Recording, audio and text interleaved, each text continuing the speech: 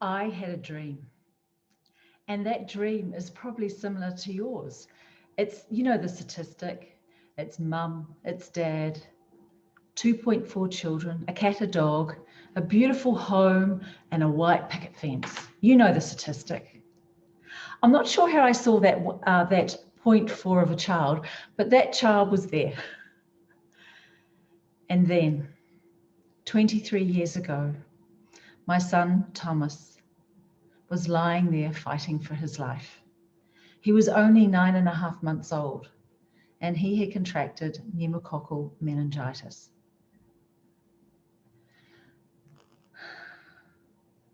This has left him with numerous lifelong challenges.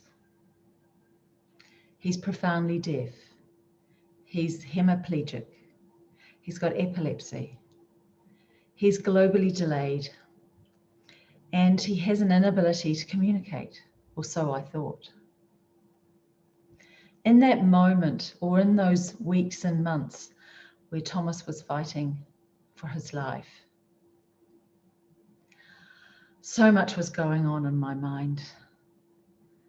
What about my dreams for my baby? Just like you, I had the dreams of him graduating from university, being a success in the business world, just like his father and I. I had dreams of him being independent, being a global citizen. How was he going to be able to do that? And what about me? How was I going to have a career? How was I going to make that happen? How was I going to find joy again in life? Have you ever lost a dream?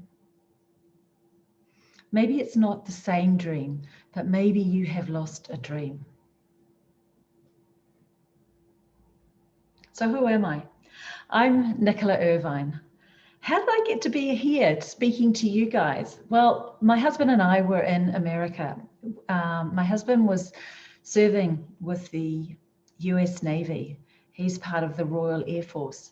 And we were there for 4 years. We just left recently in February of this year. And that's how I got to know about the Family Cafe.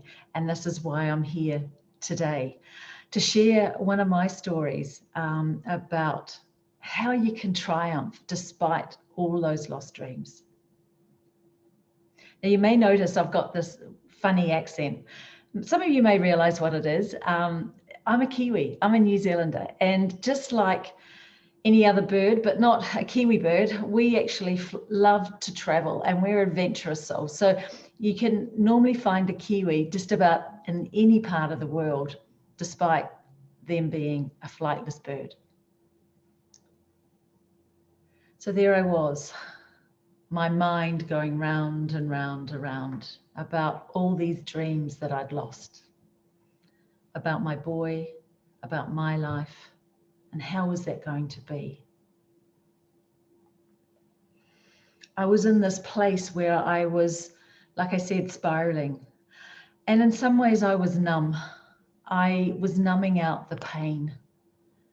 I was feeling hopeless, shameful and guilty, and just so many different emotions, as you may imagine. To today, where I can stand before you and say that I am the most joyous, most full of life than I've ever been. So how do you do that?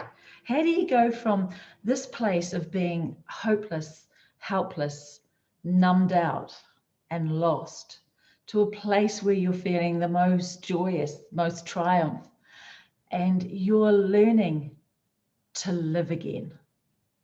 Well, I'm going to take you on a little journey.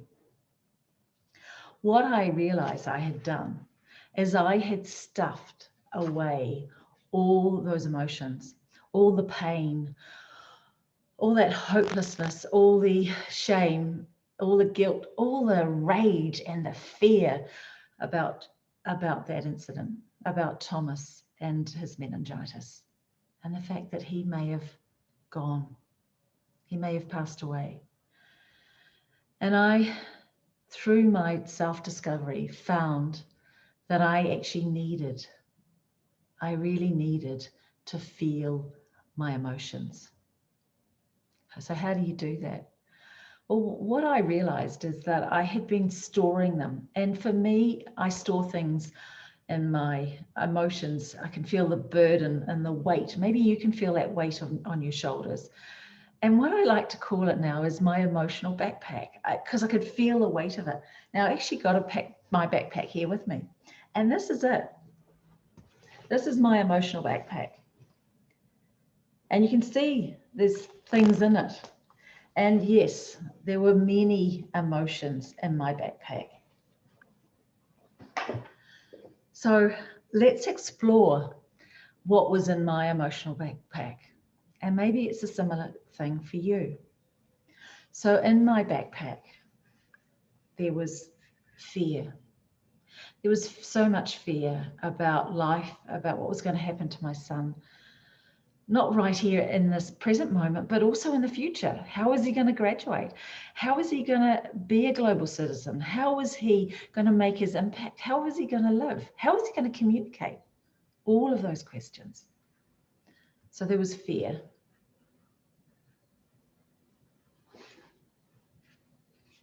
Terror.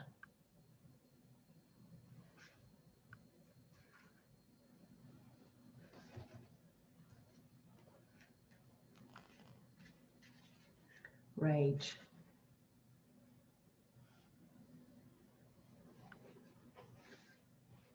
And yes, more fear.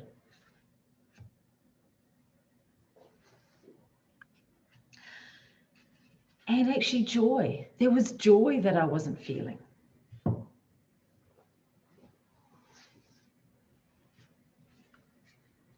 Despair.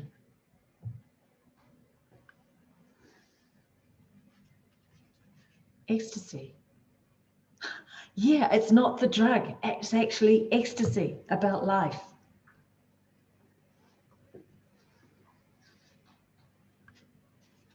Passion. I was suppressing my passion as much as I was suppressing what you perceive the negative emotions. I was also suppressing the joyful passion emotions. And most of all, what I was suppressing was peace. So as you can see, I was creating a brick wall around me and my heart. And as you know, often we have what we call spiritual wake-ups. We may get a little nudge from the universe. We may get a little tap or a tap on the shoulder. And then if we don't listen, then we get a bigger knock. Something we might trip over or something. And then you get the big whammy. And that was my brick wall. This was a time for me to start to feel my emotions.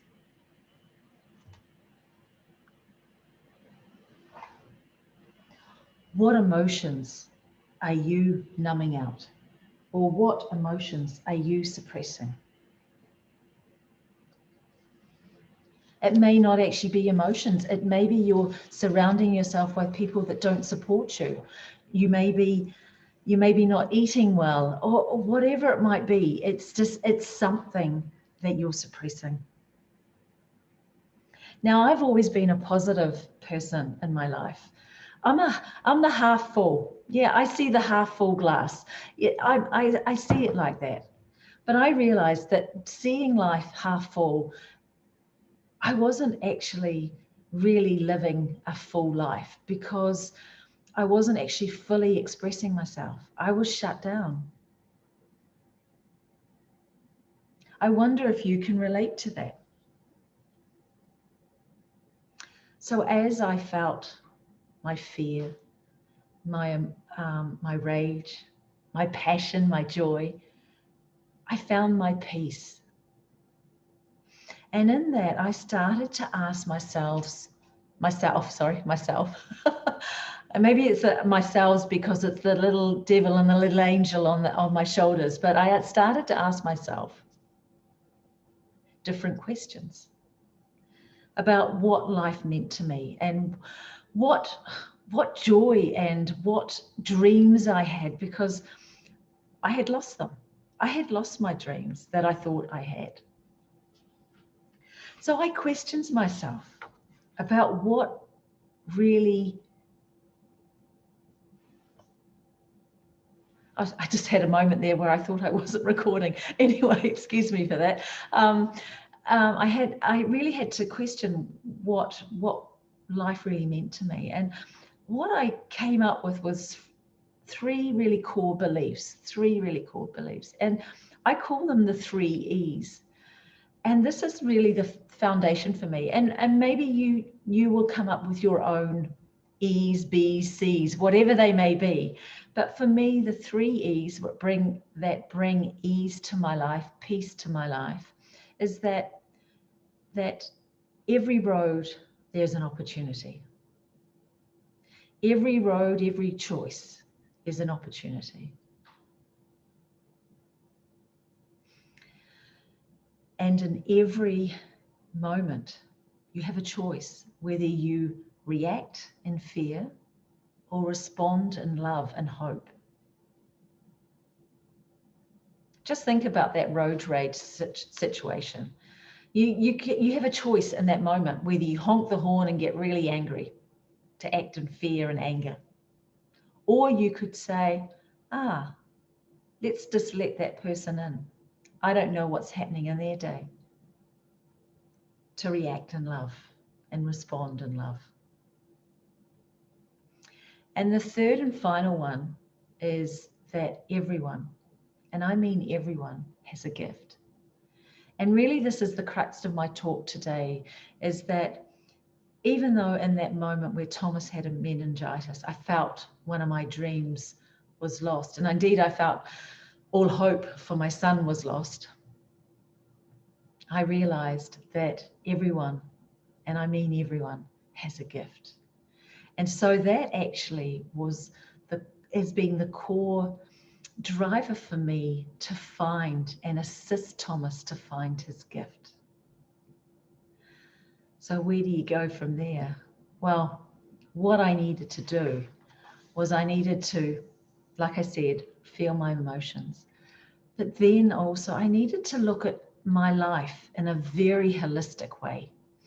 And what I mean by holistic, I mean to look at myself in a physical way. So look at my physical health and well-being, to look at myself emotionally and how I was faring in health and well-being, mentally, my mental health and well-being, socially, how was I faring socially and my health and well-being. And then for me, probably the most important, which brings them all together, is spiritually. How are you spiritually in your health and well-being? And I call this a life audit because I actually sat down and assessed my life. Now I've given you some questionnaires and they'll be attached, or what you need is your journal. You can write things down in your journal, but please have a look at the questions that I've got there. They are just times, it's just to prompt you for self-reflection. It's not to judge yourself, it's just to be honest with yourself, to say, okay, I do want to make a change to move towards my wildest dreams. That's how you make steps towards triumphing, and not just adapting, but triumphing, living life to its fullest, being fully in life and having all of life experiences. Because yes, life is life and challenges come your way. It's how we choose to respond to them. So as you look at those questions, ask yourself those questions. Just be gentle on yourself. Acknowledge that you're taking the time to actually sit down and say, okay, where am I now? Where am I today? How am I emotionally, physically, mentally, socially, spiritually? And it doesn't matter how you define them.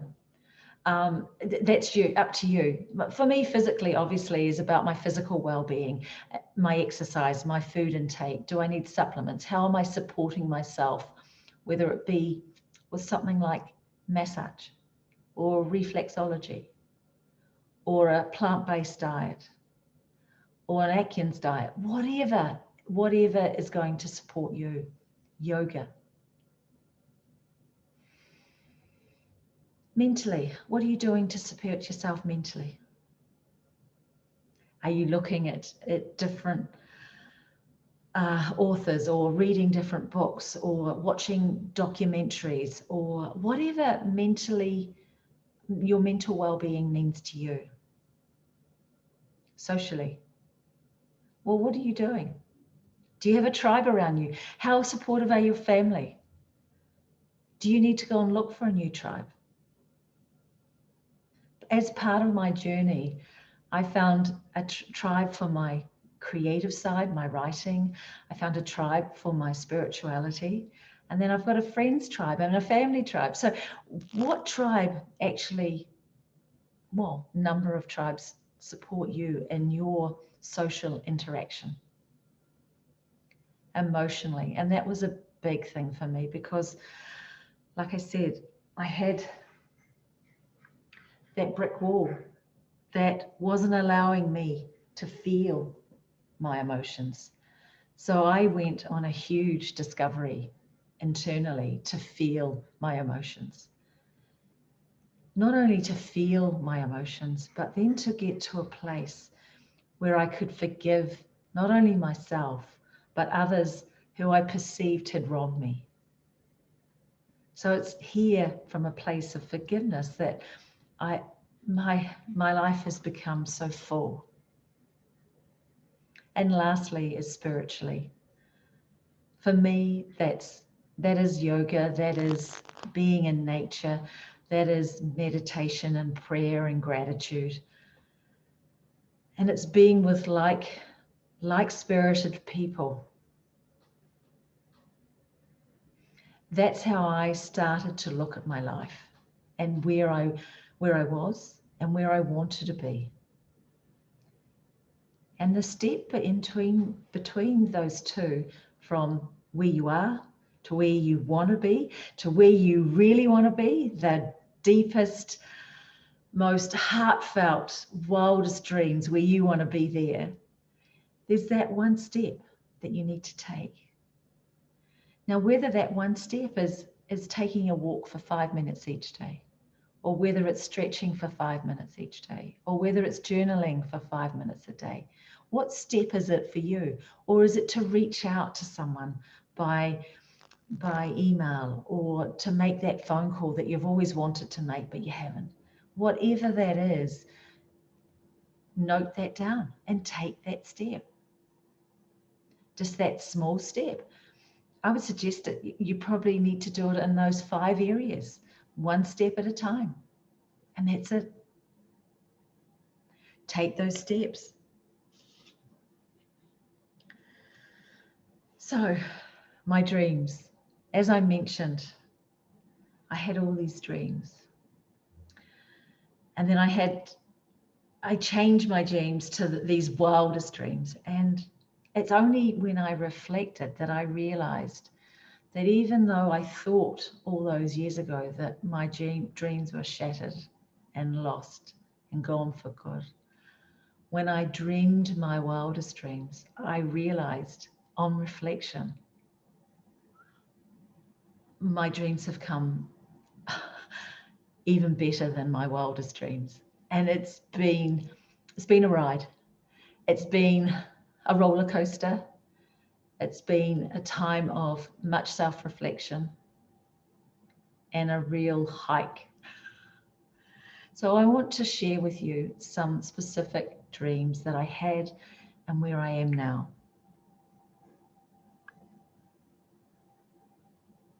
So I dreamed that Thomas would graduate. Now, I just assumed graduating would be with from university. I had no other concept. That was not part of my experience. It was about going to university, or whether it be a trade or some sort of qualification that he would fulfill his dreams and be a successor. Little did I know that through what I've just explained to you very quickly, through a life audit, through looking at myself, things would become obvious for Thomas. And what he has now is he has an internet business. He's 23 years old, but he started at 21, and he's serving clients throughout the world with his card readings. Now, I'll tell you more about that later, but that is beyond my wildest dreams. Him having his own business at the age of 21. I had a dream that Thomas would be independent, just like any other child. But when he got meningitis, it's like, oh no, he's going to be with me forever. And there was such a weight with that, because the me and me, the ego within me thought, what about me? And I'll get to that later. But how is Thomas going to be independent? And you know what? Thomas showed the way for me. Now, it wasn't the traditional way. And maybe it was. It was a teenager. And he made it loud and clear that he didn't want to live with me anymore. And so I sought for options for him. And I could see that there were three options. There were that he could stay with me and we could suffer in silence, or I could ask for help. And then the third was actually a combination of the two, to really see what was going to work with him and be guided by him. And the third option was where we chose for him to gradually move into residential care. Now, what that meant was initially he would spend 3 nights away from me a week. And you know what? It was so hard for me, but Thomas seemed to be thriving. And it was hard to comprehend, but it was actually, there was a sense of relief for him and for me. And then it became obvious that he wanted something more permanent. And so eventually we found the way for him at that time. And that was to go into residential care with 3 other young men. And that's where he is today. He's with 3 other young men. They're living in a house with full-time care, and he's learning to do some things by himself. He's seeing me when we have a schedule and we see each other and we love the time together. And then he's ready to go back to his flatmates and his support team.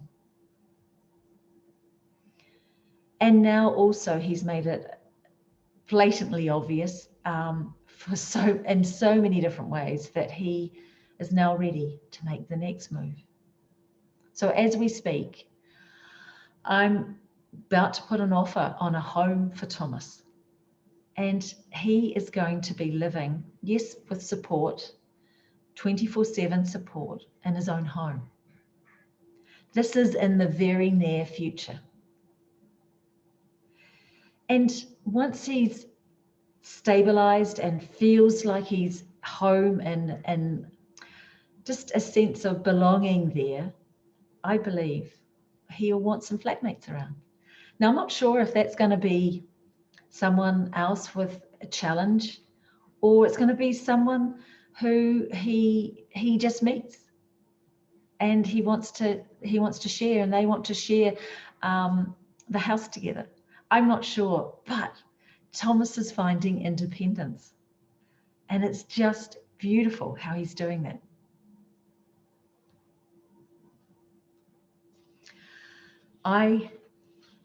As I mentioned, had a dream that he was going to be a global citizen. How is someone with all these challenges going to be able to have a global impact? well, as you've heard me say before, he's got an internet business and he has clients over the world. And so indeed, he is making it as a global citizen. He is having an impact on these people's lives in the US and Australia and here in New Zealand.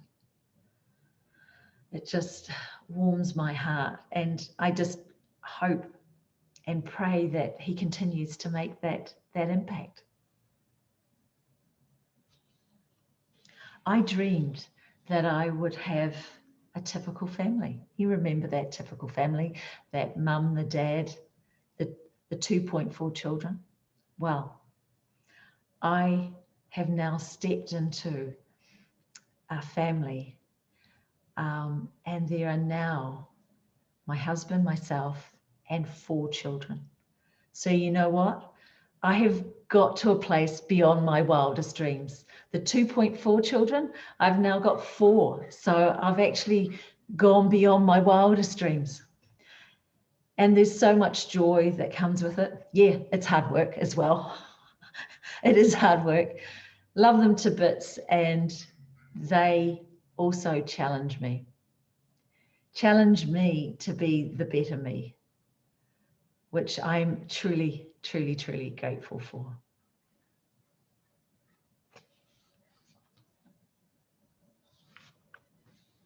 I had a dream that Thomas would be able to communicate. Well, initially I thought it was about hearing. I want him to hear just like his father and I. And he made it clear that he didn't want to communicate in the most traditional ways. He even got a cochlear implant, and now he's choosing not to wear it as often as I would like him to wear, because I still believe he would pick up language, but he's choosing not to wear it as much as I would like him to wear it. But he's found a different way to communicate. And this came about through a friend, and she's had a huge impact on both Thomas's and my life. And it was thinking beyond the box. Now, what I call the box is the box of our mind, how we can be so contained within our thoughts. What we needed to do is look beyond, because Thomas wasn't going to keep on his cochlear implant. He wasn't going to learn sign language because of his hemiplegia. He wasn't going to learn auditory because all the auditory verbal therapy just didn't support him. It supported him to a level, and then he didn't want to go any further. The iPad, the PECs, he excelled for a while, and then he plateaued.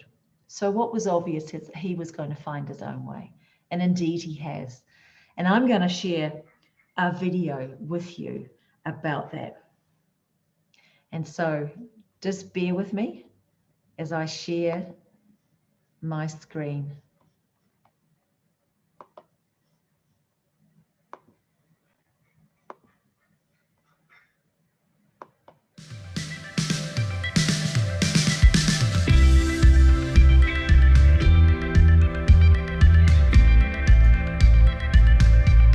So really right at the beginning, he really refused to go with any traditional type of support with communication. We tried so many different things, communication boards, PECs, the iPad, not really interested in. I've always felt there's a lot within him that he can't express. Because Thomas really likes photographs of people, you know, really things that are meaningful, he started putting photos and cards together. The idea started probably 5 or 6 years ago with a friend of mine. When he did what I would call a reading, for me, it was so meaningful. And this feels like a way of expressing. One way to really describe it is authentic communication. It's not about talking about the weather, it's actually about connecting with self. And so I think it's a really important gift. The cards kind of give us like an opportunity to say, hey, well, do you want to explain to us what's happening? So we'll give him the photo of himself, and he can put that up on the wall. and say, hey, what's going on? And lay out the cards, and he can choose. And it just gives him another way of sort of intuitively or authentically kind of communicating. He did a reading for Karina, one of the other carers, and it said she was thinking about a job change, not working with Thomas, but another job that she does. And Thomas chose a card like, don't worry, like a new career is coming just around the corner, and sure enough, it was. So, yeah, there's a lot of valuable sort of messages that he conveys. I feel that this is one of his gifts of being here, so I think it's an opportunity for us to share it.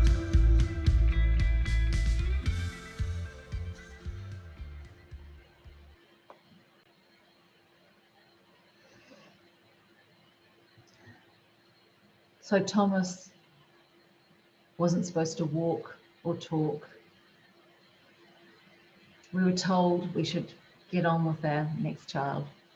And here he is, delighting the world with his gift. The gift, I believe, where he can actually connect you with your heart. He connects with your heart through your photo, and he sends you a message that's only for you, and you can interpret it. And we support him in this business idea. So you too, your loved one has a gift in there. The important thing is for you to start looking after yourself first, you getting clear on what you want, and so you too then can help your loved one.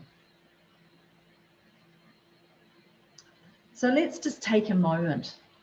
This is part of my daily practice, is to take a moment and breathe in and out. And so let's just do this together in this moment. So just go ahead and get into a nice comfortable position, your bottom on the chair, your back straight in the back of the chair, and then gently close your eyes. So I'd like you just to take a nice deep breath in through your nose and out through your mouth. You may want to make your exhalation slightly longer than your inhalation. So breathing in through your nose, a slight pause, and out through your mouth. What I often do is I breathe into 4. 1, 2, 3, 4. A slight pause at the top and out to 6. Maybe just do one more.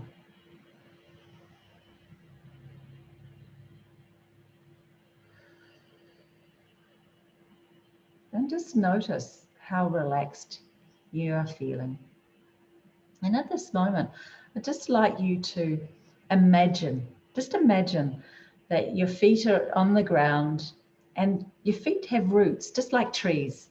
Or maybe they're like a river and they have a stream going from them. But however, or maybe there's beams of light or whatever you see. But for me, to feel grounded, I like to feel that my feet have roots. So just imagine your feet having roots and growing and going right to the center of the earth. I do this to feel grounded, and just imagine that all that energy from the center of the earth is coming up through those roots to your feet and into your legs and your body. And just breathing in and out.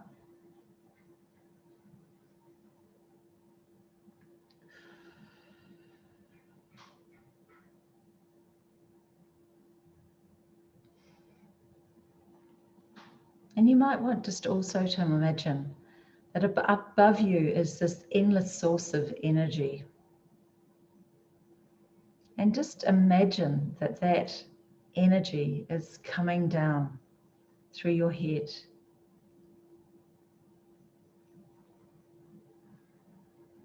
down through your throat and your heart, It's just connecting with that earth energy.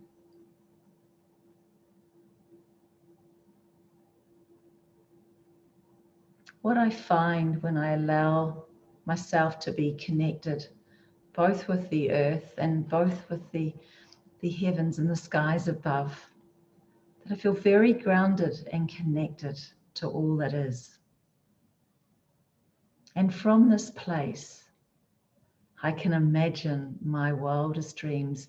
I can imagine how I can adapt and actually triumph, how I can actually live my fullest life, and how that actually even looks like, what it even looks like.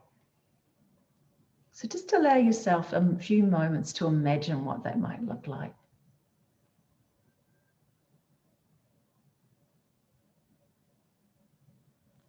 Now, if you need more time, you might want to pause this video. But for the sake, I will just continue. So from the space where you feel both connected to the earth and the everything above, this is where I start to dream, and I start to be creative and what is possible. And this is where I believe my friend connected with Thomas's potential, and how she followed his lead to actually come up with the idea of working with photos and oracle cards. So it's in this space that we can ask ourselves questions like what are my current dreams? So just be honest, what are they right here, right now?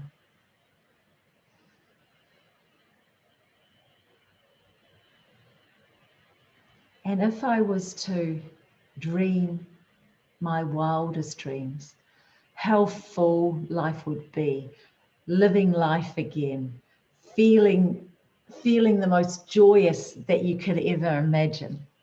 How would those dreams be? What would they look like?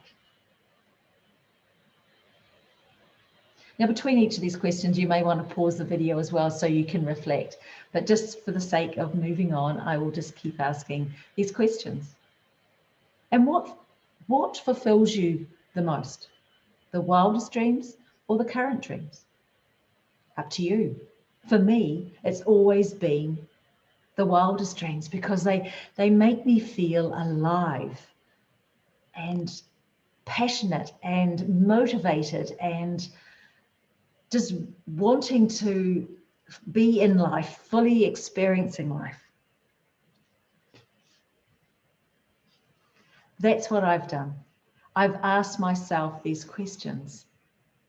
And then, what small step do I need to take to move from where I am now to my wildest dreams? And this is what I do daily. I'm not perfect at all. I'm still a work in process. So some days it doesn't happen, and I have days where life challenges, life's daily dharma comes into play, and I don't do that. And yet when I come back to that place where I've grounded myself, I've had a few deep breaths in and out and connected to the all that is, I am amazed how I can take that one next step towards my full, most joyous life that I could ever imagine. So I ask you, what does your full, most wildest dreams, a life of triumph, what does that look like to you? Just take a moment to really, really feel and see or sense or hear what that is to you. What is that to you? Maybe you write it down. Because for each of us, it's different. For me, part of my wildest dreams was to be able to actually do something like this. 3 years ago, I couldn't have done this video. because I had such an incredible terror of speaking in public. There was no way I wanted to do it. But when I connected to my most wildest dreams, I realized that I wanted to share Thomas's and my story. So the only way I could do it was actually by speaking, by sharing the story, one person at a time, or through this type of opportunity where here I am in New Zealand and you are in Orlando or in America, so that you can hopefully get that spark of hope, that spark of faith that all is possible. When things may be feeling that you're lost or helpless or there's no hope, there is that thread. There is that thread. There is that light. There is always that light at the end of the tunnel. Every road has opportunities. Everyone has a gift. And in every moment, you have a choice, whether to live in fear or love. How are you going to choose to triumph?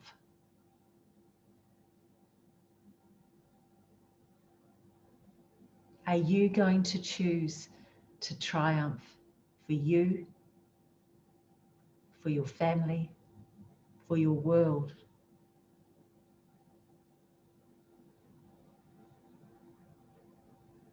By you dreaming your wildest dreams and taking a step towards them, you are triumphing, and those ripples will ripple out.